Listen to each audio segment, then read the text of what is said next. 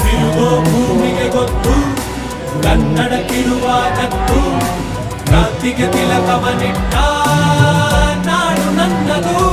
ತಾಯಿಯ ಕೂಗಿಗೆ ಬಂದೆನು ಇಲ್ಲಿಗೆ, ಧರಣಿ ಮಂಡಲ ಮಧ್ಯದಲ್ಲಿ ಮೆರೆವ ಕನ್ನಡ ದೇಶದಲ್ಲಿ ಒಳಗೋ ಕಹಳೆ ತನಿ ಕೇಳಿ ಬೆಚ್ಚು ಗಗನ.